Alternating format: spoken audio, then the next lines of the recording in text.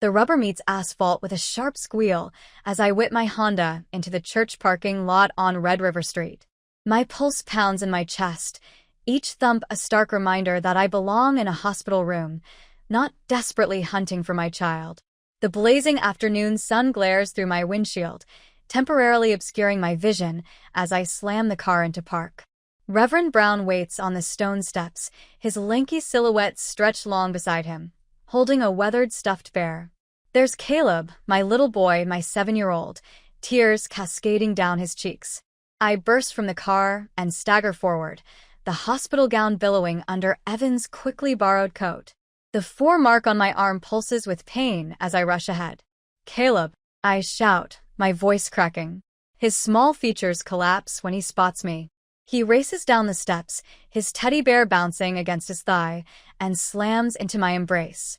I sink to my knees, disregarding the harsh concrete cutting through the flimsy hospital fabric, and clutch him against me. "Mama," he weeps, his tiny frame shaking. "Nana, and Papa told me you don't love me anymore." The statement strikes like a punch to the gut. I lean back just enough to study his face, brushing away his tears with my fingertips. "What exactly did they say to you, baby?" His bottom lip trembles. "They said you chose the new baby over me, that you told them to get rid of me." Fury blazes through my bloodstream, momentarily overshadowing the ache of my still cramping abdomen. I press my forehead to his, breathing in his familiar shampoo scent. "Look at me, Caleb. That's completely false. Every single word is a lie." Just hours before, I'd been laboring in a hospital bed, perspiration streaming down my face as another contraction tore through me. The nurse had confirmed full dilation. My phone was clutched to my ear, my parents' contact displayed on the screen. "Mom," I'd panted between contractions, "the baby's coming now. Could you pick up Caleb from school? Evan's trapped in airport traffic." "Certainly, dear," Mom had responded, her tones strangely distant. "Don't fret about anything." Reverend Brown walks toward us cautiously, worry etched across his features. "Mrs. Mitchell," he begins, "your parents brought Caleb here roughly an hour ago. They mentioned a family crisis and requested we supervise him until pickup." He glances at my hospital attire, noting the clear signs of recent childbirth. "They failed to mention. Could I review your security recording?" I interrupt, my nursing background surfacing, demanding proof and documentation. In the church administrative office, Caleb sits with the assistant, who provides him with juice and crackers. I position myself behind Reverend Brown as he loads the footage on his computer screen. The timestamp shows 2:17 p.m. My parents' silver sedan approaches the curb. Dad exits, opens the rear door. Caleb emerges, backpack and stuffed animal in hand. No extended farewell. No reassuring words. Dad merely guides him toward the church entrance where Reverend Brown receives them. A quick conversation follows, Dad gesturing emphatically. Then he returns to the vehicle and they depart. Simply drive away. I grab my phone with trembling hands, dialing my mother's number. It rings once before cutting off. I attempt again. Voicemail immediately. I try my father's line. Identical result. "They've blocked my calls," I murmur, disbelief washing through me. A text alert appears from Dad's number. "You chose wealth over family. Now experience what losing one feels like." The room tilts. Wealth over family. The $60,000 loan Justin had demanded for his crumbling business scheme. The money Evan and I couldn't provide without draining Caleb's education fund and our baby's medical savings. My phone rings with an incoming call. "Evan." "I have Emily," he says, tension evident in his voice. The medical staff is panicking. "Where are you?" "First Baptist." I manage. "My parents dumped Caleb here. Told him I rejected him." A sharp breath from Evan. "I'm en route. 20 minutes." Later, Evan's SUV arrives. He hurries inside, carrying our newborn daughter Emily, still swaddled in her hospital blanket. He transfers her to me with tender care, then kneels to comfort Caleb. I stand in the church entrance, hospital gown marked with postpartum stains, newborn daughter in my arms, observing my husband console our shattered son. I reflect on all the occasions I've justified my parents' conduct, all the times I've endured their criticism and control for family harmony. I gaze down at Caleb's tear-streaked face, then at Emily's peaceful, sleeping expression. No one will ever wound you like this again. I vow to both of them, my voice firm despite the turmoil within me. Not even relatives. Certain injuries cut too deeply for forgiveness. Some betrayals cannot be reversed. And some decisions, like the call I'm about to make to an attorney, are absolutely necessary. The sunlight streaming through our Mueller neighborhood kitchen window fails to dispel the chill that has settled in my core this past week. I cradle Emily against my chest, her miniature fingers wrapped around my pinky, while observing Caleb. He sits slouched at the coffee table, gripping his crayon too tightly in his small hand, coloring with the kind of silence no 7-year-old should possess. Want some sliced apples, buddy? I offer. He shakes his head without glancing up. The blue crayon fractures between his fingers. At the kitchen table, Evan grumbles under his breath, documents scattered across the oak surface like indictments. His laptop bathes his face in blue light as he calculates figures, his jaw muscles tensing beneath yesterday's stubble. Greer. His voice draws me from watching Caleb's quiet concentration. Look at this. I settle Emily in her bassinet and cross to the kitchen, bare feet soundless on the hardwood. Evan's finger follows a line on a spreadsheet, tapping a column of red figures. $19,500, he states. That's our total to Justin over 3 years. My stomach plummets. That's impossible. Every cent documented, he continues. The vehicle loan, $8,000. Last summer's business investment, $5,000. Plus all those smaller loans between. The memories flash through my mind like heat lightning. Justin's frantic calls, Dad's pointed remarks about supporting family, Mom's sighs about my selfish decisions. 3 weeks ago, I whisper, the memory enveloping me. Justin had stood in this same kitchen, baseball cap twisted in his hands, eyes bloodshot. $60,000, he'd begged. The logistics company is failing, but this capital injection will save it. Justin, that's Caleb's college money and Emily's delivery fund, I'd explained. We simply can't. His expression had hardened, cap brim crumpling between white-knuckled fingers.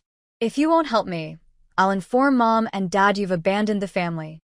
The threat hung between us, heavy as storm clouds. You know their feelings about family loyalty. Evan now indicates another document on his screen. Were you aware your parents co-signed Justin's apartment lease and his new truck financing? The kitchen phone shrills, startling Emily awake. I tap the speaker without checking the caller ID. How dare you prioritize money over your brother's future? My father's voice fills the kitchen, each word a hammer strike. Evan reaches for the volume control as I glance toward Caleb, who's frozen mid-stroke with his crayon. Howard, we're not discussing this now, Evan says, voice strained. You've put Brenda in bed with her blood pressure sky high. Dad continues relentlessly. After everything we've provided, Greer. I lean past Evan and hit the disconnect button. The resulting silence throbs like a wound. Caleb remains motionless, his back a rigid line of stress. Everything's fine, sweetheart, I say, moving toward him, but his eyes reveal he no longer believes me. Evan retreats to his office, returning minutes later with determined resolve. My parents are driving down from Dallas. They'll arrive tomorrow. Relief floods my chest. George and Mary, with their practical compassion and firm boundaries, are precisely what we need. Sarah called during your nap, Evan adds. She provided Jennifer Cole's number. Apparently, she's the lawyer who assisted her cousin with that protective order last year. I rock Emily, who stirs against my shoulder. A lawyer for what? For whatever protection our family requires. Evan's tone brooks no argument. The following morning, we sit opposite Jennifer Cole in her professional office, law degrees adorning the wall behind her desk. I fidget with my wedding ring, the metal warmed by constant handling. Let me clarify this correctly, Jennifer says, reviewing her notes.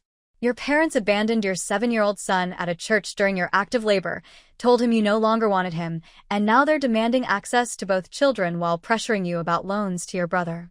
Stated so plainly, the facts land like physical blows. They're my parents, I whisper, the words tasting acrid. My fingers trace her business card's edge. But they abandoned my son while I was delivering my daughter. Jennifer's sharp gaze meets mine. Family relationships are complex, Mrs. Mitchell. But their actions crossed boundaries no loving grandparent should approach. She outlines options in clear, precise language: protective orders, supervised visitation protocols, documentation requirements. Each possibility both frightens and empowers me. During the drive home, Evan reaches across the console to grasp my hand. Whatever you decide, I support you. I stare at the expansive Texas sky, thinking of Caleb's silent artwork, of Emily's tiny, trusting face, of my parents' casual willingness to weaponize a child's security. When does it end? I ask. When does family loyalty stop being virtuous and start being imprisonment? Evan's profile is resolute in the afternoon light. When it damages the family you've created to protect the family you were born into. I nod, decision crystallizing like ice in my veins. The right choice isn't always the simple one. Sometimes it's the most difficult choice of all. The next day, pounding on our front door echoes through the house like thunder.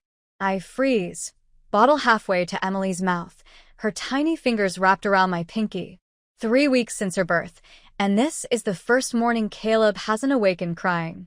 Open this door immediately, Greer. My father's voice booms from the porch. Emily's face crumples. I set the bottle aside and hold her closer, my heart hammering against my ribs.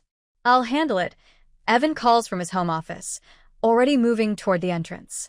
His expression hardens as he passes me, a muscle jumping in his jaw. Through the living room window, I notice Mrs. Dawson from across the street peering through her curtains. 2 houses down, the Harrisons pause their gardening, heads tilted toward our home. Wonderful, an audience. Is your phone broken? My father stands on our porch, hands on his hips, face flushed with anger. My mother lingers behind him, eyes red-rimmed, clutching her purse like it holds something precious. You're not welcome here, Evan states, voice low and steady. I notice his right hand casually moving into his pocket where his phone rests. Smart man. I move to stand beside him, Emily secure against my chest. You need to leave. We have grandparents' rights. My father's voice carries down the street. You can't separate our grandchildren from us. Rights? The word tastes bitter. Like the right to abandon my 7-year-old at a church while I was giving birth? We didn't abandon him, Mom interjects, voice wavering. We left him with Reverend Brown. You're distorting everything. Behind me, a floorboard creaks. I turn to see Caleb standing in the hallway, eyes wide with fear, clutching his teddy bear, the same bear he'd held at the church. Go to your room, sweetie, I say, keeping my voice steady despite the rage building inside me. Remember what we practiced? This is adult conversation time. He hesitates, then nods and disappears down the hall. I hear his bedroom door close with a soft click. My father points his finger at me. You're being irrational and emotional. This isn't about the church incident. This is about the money Justin needed for his business. The $60,000 we don't possess unless we empty our children's accounts? I ask. Your brother was depending on you, he snaps. Family assists family. Family? Is that what you call what you did to Caleb? Assisting family? Mom steps forward, tears streaming down her cheeks. After everything we've sacrificed for you, this is how you repay us? Something shifts inside me. A lifetime of guilt and obligation suddenly crystallizing into clarity. I stand taller, squaring my shoulders despite Emily's weight in my arms. What you call sacrifice, I call duty. What you did to Caleb was abandonment. You've always been so ungrateful, Dad says, his voice dropping dangerously. We provided you with everything. Did you provide me with security? Unconditional love? The freedom to make my own decisions? I shake my head. No. You gave me expectations, guilt, and the constant reminder that I would never meet your standards. We're leaving, Mom announces, her voice suddenly frigid. But this isn't finished. You're correct about that, Evan says, finally removing his hand from his pocket. And we have this entire conversation recorded. Dad's face pales. You can't do that. Actually, we can. Texas is a one-party consent state, Evan explains calmly. Now please leave our property before we contact the police. They retreat to their car, whispering furiously. The neighbors don't even pretend to look away anymore. Inside, I collapse onto the couch, cradling Emily close as my hands tremble. It's beginning, I whisper. What is? Evan sits beside me, his arm around my shoulders. The campaign. My voice sounds hollow even to me. They'll tell everyone how awful I am, how I'm keeping their grandchildren from them over money. My prediction proves painfully accurate. By afternoon, my phone buzzes with messages from cousins, aunts, uncles, family members I speak to perhaps once yearly, suddenly concerned about my mental state and poor decisions. Aunt Patricia, I can't believe you're denying your parents their grandchildren after everything they've done for you. Uncle Robert, your mother is absolutely heartbroken. Is this really about that loan money over family?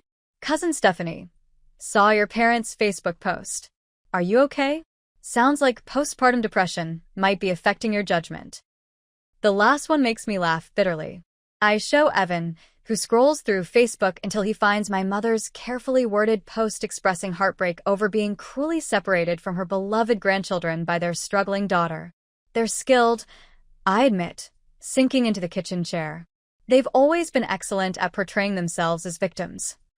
The doorbell rings and I flinch. It's okay, Evan says, checking his phone. It's my parents. George and Mary stand on the porch with luggage, their faces lined with concern. Mary immediately takes Emily from my arms while George claps Evan on the shoulder. We came as quickly as possible, Mary says, bouncing Emily gently. Dallas to Austin in record time. You didn't need to. Yes, we did, George interrupts, setting their bags by the stairs. Family shows up. Real family, not that toxic nonsense your parents are perpetrating. Their presence unlocks something within me that I hadn't realized was trapped. A wave of relief washed over me, followed by deep thankfulness. This moment revealed what true parents should be, people who appear without making demands, who offer support without strings attached. That evening, a storm swept through Austin. I awoke to a sharp clap of thunder and automatically glanced at the baby monitor. Emily slept soundly, yet something felt wrong. I quietly left my bed to check on Caleb. His room was vacant. Fear surged through me until I noticed the closet door partly open. Inside, I discovered him huddled in the corner, his teddy bear pressed against his chest, tears flowing down his cheeks. What are you doing here, sweetheart? I crouched beside him. I'm hiding, he whispered. So Grandpa and Grandma can't come back and take me away. My heart broke into pieces. I pulled him close, feeling his tiny frame shaking against me. That won't happen. Never again. Do you promise? His voice was barely audible. I promise, I whispered, holding him tight. Tomorrow we'll visit a special doctor who helps children discuss frightening feelings. Is that all right? He nodded against my shoulder. The following day, in Dr. Richardson's cheerful office filled with toys and books, Caleb sat at a small desk drawing. The child therapist observed him with expert attention before addressing me. These pictures reveal clear indicators of abandonment trauma and anxiety, she said softly, indicating the figure Caleb had drawn standing isolated from the family group. Notice how he's placed himself apart alone. I nodded, my throat tight. Can you help him? Absolutely, she replied with certainty, and I'll record everything for your lawyer. That evening, Jennifer Cole laid out documents across our dining table, medical files, church security recordings, Dr. Richardson's initial evaluation, and the recorded confrontation from our front porch. We're constructing a strong case for protection, she explained. Their actions demonstrate a clear pattern of emotional manipulation and complete disregard for Caleb's welfare. My phone buzzed with a notification. Sarah from work had sent a link with a message. You need to see this. I clicked and found myself looking at a GoFundMe page my parents had created. Help us reconnect with our grandchildren, heartless daughters separating family. They'd already collected over $2,000. The last thread of my hesitation broke. I looked at Jennifer, my resolve hardening. I'm finished being manipulated, I said, my voice firm and clear. Let's see this through completely. The following Monday, The conference room at Jennifer Cole's law office carried the scent of lemon cleaner and resolve. I laid out hospital records on the polished wooden table while Jennifer organized security footage images in exact chronological sequence. "We must establish a timeline that's indisputable," Jennifer said, tapping her pen on her notepad. "The judge must see precisely what occurred and when." I nodded, my fingers tracing the hospital discharge documents. The timestamp showed 2:03 p.m., 14 minutes before my parents left my son at First Baptist Church. My stomach twisted as I recalled feeling Emily crowning, the phone pressed to my ear, desperately asking Mom to collect Caleb from school. Jennifer inserted a USB drive into her laptop. The church security footage appeared on screen in stark black and white. My father's silver Buick arrived at the curb. Dad got out, opened the rear door. Caleb emerged, gripping his teddy bear and backpack. "No imbrasis, no comfort." Just my father's hand on Caleb's back, guiding him toward the church steps where Reverend Brown waited. A brief exchange occurred. Dad returned to the vehicle. They departed. "Can you make the timestamp clearer?" I asked. Jennifer pressed several keys. The numbers in the corner became sharper. 2:17 p.m. "This is devastating evidence," she said. "We have medical records proving you were in active labor at 2:03 p.m., and by 2:17 p.m., they'd abandoned Caleb at the church." I swallowed hard, fighting the nausea rising in my throat. They told him I no longer wanted him, that I'd chosen the new baby instead. Jennifer's eyes flashed with anger. "We're including emotional abuse in the filing." She produced another document, Dr. Richardson's psychological assessment of Caleb. I'd read it countless times, memorizing sections. Patient displays obvious signs of anxiety, abandonment fears, and sleep disruption consistent with severe emotional trauma. I remembered discovering Caleb curled in his closet during the previous week's storm, trembling, convinced Grandma and Grandpa would come for him in the darkness. The memories sent fresh anger coursing through me. "What about the financial documentation?" Jennifer inquired. I slid over the folder containing 5 years of bank records, each withdrawal, each transfer to Justin, marked in yellow. Nearly $20,000 over 3 years, money we'd gathered from extra shifts and tax refunds. "This establishes a pattern," Jennifer said, reviewing the statements. "You've consistently supported your family, including your brother, despite limited resources. It contradicts their assertion that you suddenly became selfish or money-focused." She compiled everything into a leather folder: hospital records, security footage, Dr. Richardson's evaluation, Reverend Brown's formal statement describing Caleb as clearly abandoned and distressed, and the financial documents showing years of support to Justin. "I'm submitting for an emergency restraining order today," Jennifer announced. "The hearing is set for Thursday morning." Thursday dawned with a sky the color of old bruises. The courthouse towered with limestone and columns. My parents arrived with their lawyer, a stern-faced woman in a charcoal suit. Justin followed behind them, hands buried in his pockets, shoulders hunched. Mom spotted me across the marble floor and straightened her posture, chin raised. Dad stared ahead, jaw clenched. They resembled nothing like the parents who'd taught me to ride a bicycle, who'd bandaged scraped knees. They looked like complete strangers. Inside the courtroom, their attorney portrayed me as a spiteful daughter. "Your Honor, my clients are devoted grandparents being cruelly prevented from seeing their grandchildren by a daughter harboring financial resentments." Jennifer rose, calm as still water. "Your Honor, we have evidence that directly challenges that portrayal." The security footage played on the courtroom screen. My father's expression hardened as he watched himself escort Caleb toward the church steps, then depart without looking back. "Mrs. Mitchell was in active labor at Del Seaton Medical Center at this precise moment," Jennifer explained, displaying my hospital records. "Her parents abandoned their 7-year-old grandson after telling him his mother no longer wanted him." The judge's demeanor shifted as she examined Dr. Richardson's evaluation and Reverend Brown's statement. She looked over her reading glasses at my parents. "I'm approving the temporary restraining order," she declared. "The respondents must have no contact with either minor child pending the final hearing." Mom's face collapsed.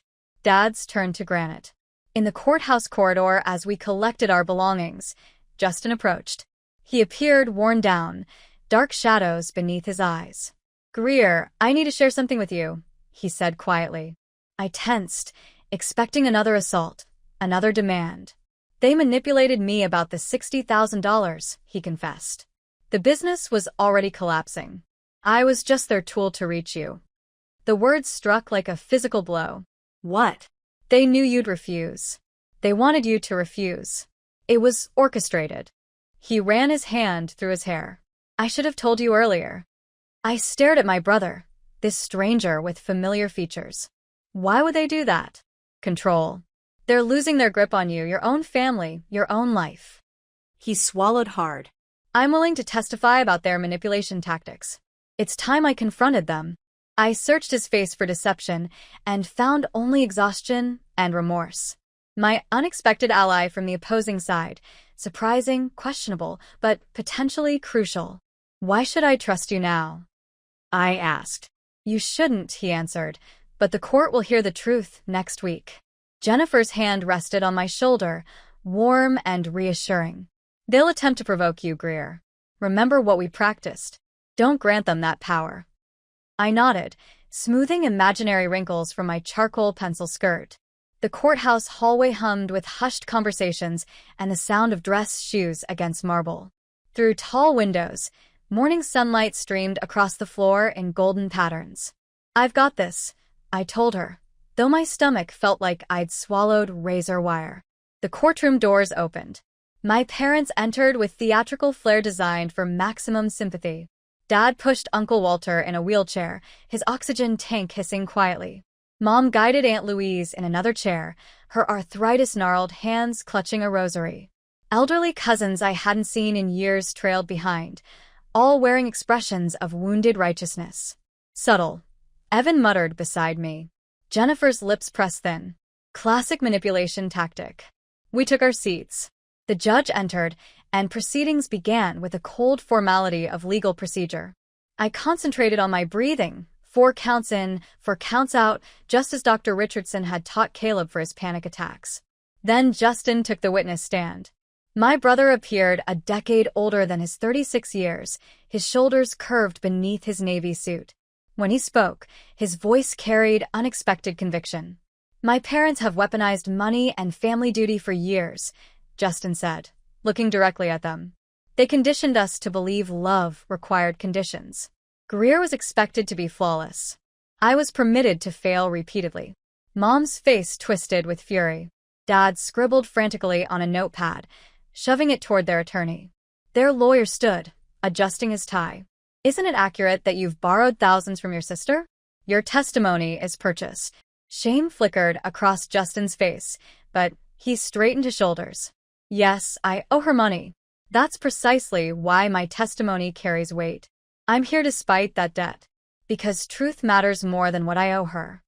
The courtroom stirred with murmurs. Justin caught my eye as he left the stand.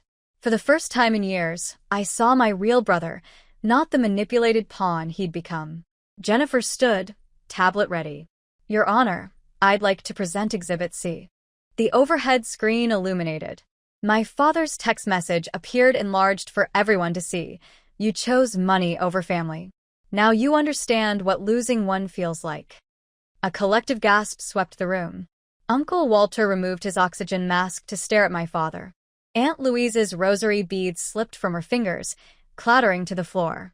When Dad took the stand, his voice resonated with the practiced authority of someone accustomed to being believed. We were teaching her about family responsibility, he insisted, jaw rigid with indignation. Sometimes firm guidance is necessary. Jennifer approached slowly. So you educated your daughter by abandoning your 7-year-old grandson while she was giving birth? Dad's eyes narrowed. Children require discipline. Discipline. Jennifer's voice sharpened. Mr. Anderson, please explain how leaving a terrified child at a church and telling him his mother no longer wanted him constitutes discipline. You're distorting my words. I'm using your exact words from your text message. The judge removed her glasses, massaging the bridge of her nose. The lines around her mouth deepened. In 3 decades on this bench, I've seldom witnessed such heartless disregard for a child's well-being. When the verdict came, it fell like hammer strikes. 12 months probation, $20,000 fine each, 3-year restraining order prohibiting all contact with minor children. Mom collapsed, her sobs theatrical. Dad's face turned crimson, a vein throbbing at his temple. The judge addressed me. "Mrs. Mitchell, would you like to make a statement?" I stood, legs steady beneath me. Family isn't a weapon. Love isn't conditional. My children deserve better than what I accepted for years.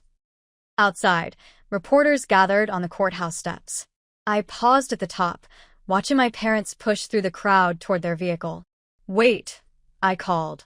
They turned, hope flickering across their faces. I descended the steps slowly. "You showed me what family isn't. That was your final lesson."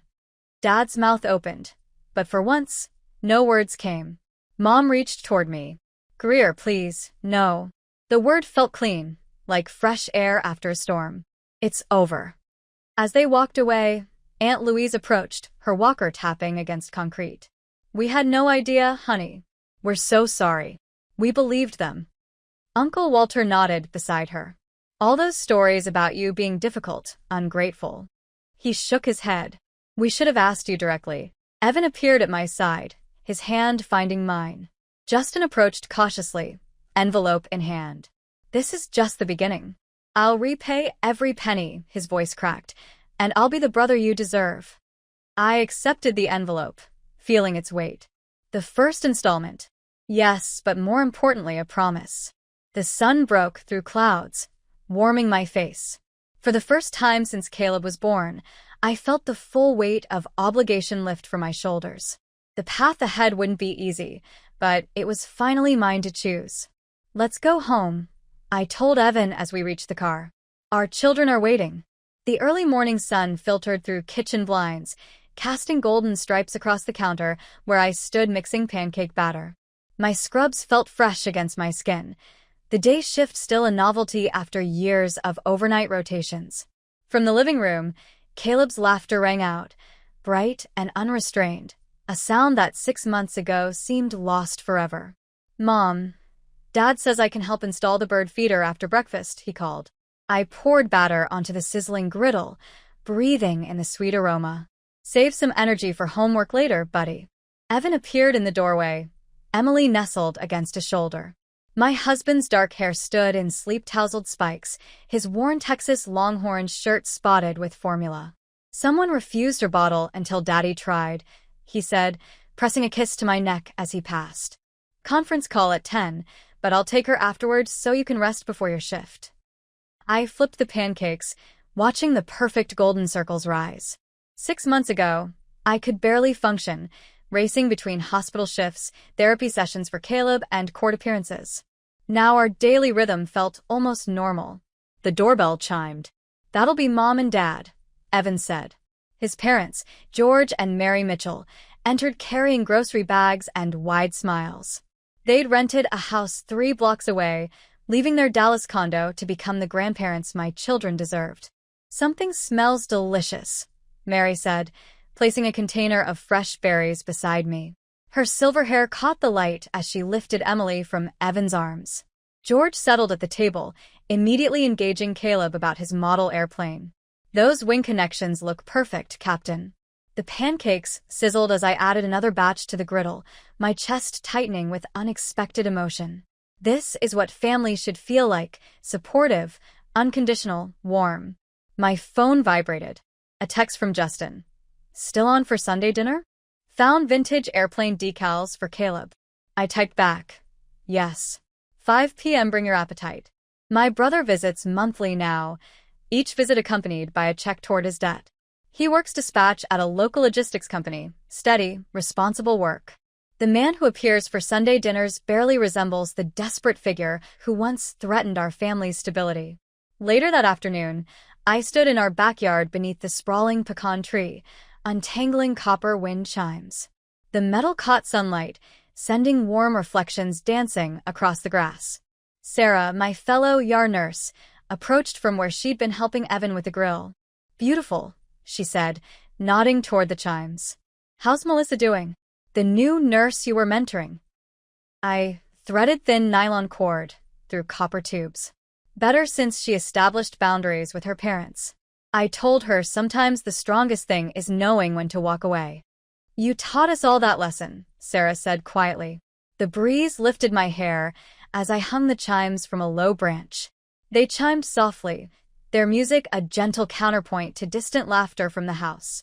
Through the kitchen window, I could see them all, George teaching Caleb to properly set the table, Mary bouncing Emily on her hip, Evan arranging serving dishes, and Justin arriving with a small package tucked under his arm.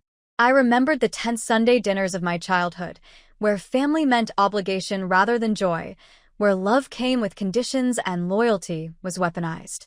The wind chimes sang above me as I stood in the doorway, watching my true family through the window.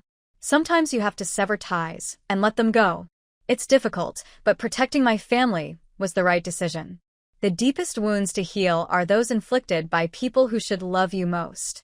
But as the chimes ring out in the Texas breeze, I understand that family isn't about blood.